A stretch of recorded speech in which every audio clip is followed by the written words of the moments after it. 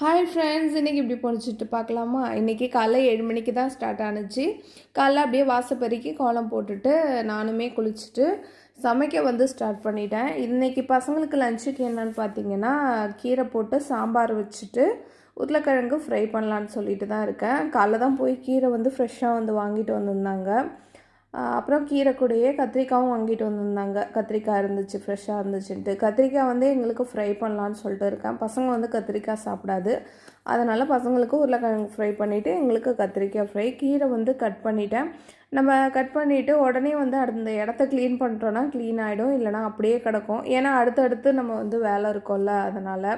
துவரை வந்து காலையிலே வந்து ஏஞ்சோடனே வந்து வச்சுட்டேன். அதனால் குக்கர் வந்து அப்படியே போட்டுட்டு அடுப்பில் ஆன் பண்ணிவிட்டு கீரையை வந்து சேர்த்துட்டு தேவையான அளவு மிளகாத்தூள் வந்து சேர்த்துட்டேன். உருளைக்கிழங்கும் சைடில் வெட்ட ஆரம்பிச்சிட்டேன். பசங்களுக்கு பார்த்தீங்கன்னா 9:30க்கு ஸ்கூல் வந்து ஸ்டார்ட் ஆகும். ஒரு 9:15 கிட்ட விட்டாலே போதும். பக்கத்தில் தான் வந்து ஸ்கூல் இருக்குது. ஒரு 5 நிமிஷத்துலேயே வந்து ஸ்கூலுக்கு போயிடலாம். இன்னையோட லஞ்ச் பார்த்திங்கன்னா பசங்களுக்கு சுட சுட சாதம், முளைக்கீரை போட்ட சாம்பார். இது முருங்கைக்கீரையில் முளைக்கீரை போட்ட சாம்பார், அப்புறம் உருளைக்கிழங்கு வறுவல். பசங்களுக்கு காலைல பிரேக்ஃபாஸ்ட்டுக்காக ப்ரெட்டு தான் வந்து டோஸ்ட் பண்ணி கொடுத்தேன்.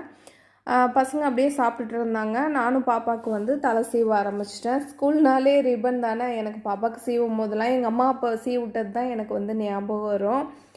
என்னென்னா சிக்காக இருந்துச்சுன்னு வச்சுங்க, தலையில் ஒரு குட்டு போட்டுக்கிட்டே சீவாங்க. சிக்காகிறதுக்கு நாங்கள் என்னடா பண்ணுறது? அதே வேலையை தான் நானும் ஆக்சுவலாக இப்போ பண்ணிகிட்ருக்கேன். பாப்பாவுக்கு சிக்காக இருந்தால் இது ஏன் முடி சிக்காகுது, பாப்பா என்ன பண்ணுவா, முடினா சிக்கு தானே ஆகும் அப்படின்னு சொல்லிட்டு சும்மா உட்காந்துருக்கும் போது நினச்சிக்கிறது.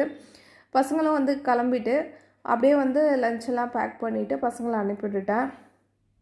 பசங்க போனதுக்கப்புறம் இப்படி தான் கொடூரமாக இருக்கும் மோடை வந்து. அதுக்கப்புறம் தான் ஒன்று ஒன்றா வந்து க்ளீன் பண்ணும். Thank you, bye friends.